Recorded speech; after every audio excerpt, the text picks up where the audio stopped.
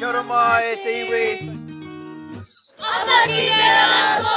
Everyone say Upper Nations. Upper Nations! Let's go. Let's go! On the fourth day, we packed up our stuff at Whakatū Marae and headed to the museum where we met Matua Hamawera. Matua Hamawera showed us some ancestral tonga found at Golden Bay that we believe belong to our tupuna.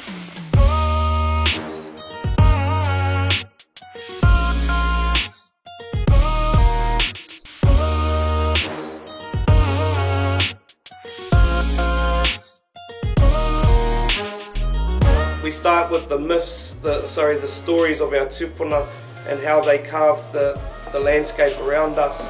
So it's a representation of our tupuna here.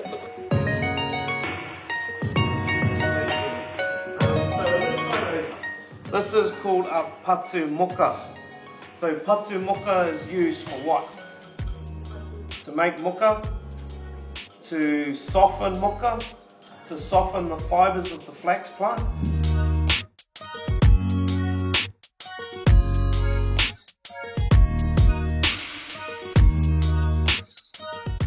Then we made our way upstairs to the exhibition of Tupaia where we learnt he helped Captain Cook and his crew, but it upset me to hear that Tupaia and his nephew died from scurvy. Cook took all the credit. He is more important in our history than we have ever given him credit for.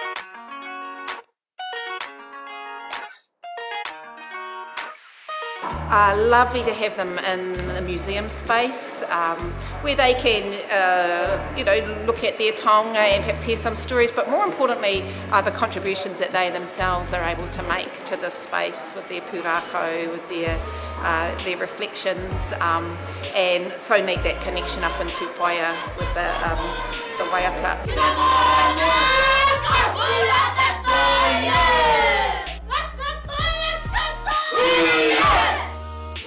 So it's really important to have programs like Mana Rangatahi to bring in our rangatahi from different iwi, to hear their kōrero, but also to look to the future for the next generation that are going to come through and be people like myself, kaitiaki taonga, to be the next curators, to be the next kaitiaki, to have our stories told.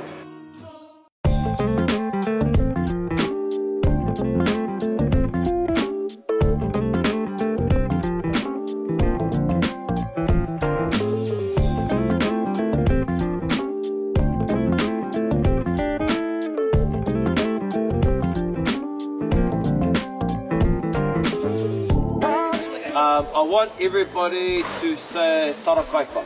I want everybody to say rongo tamea. I want everybody to say kuia. Okay, so as we talked over this wānanga, so we have tarakaipa. Tarakaipa has rongo tamea. Okay, so that's your upper whakapapa. Rongo tamea marries kuia. Kapai?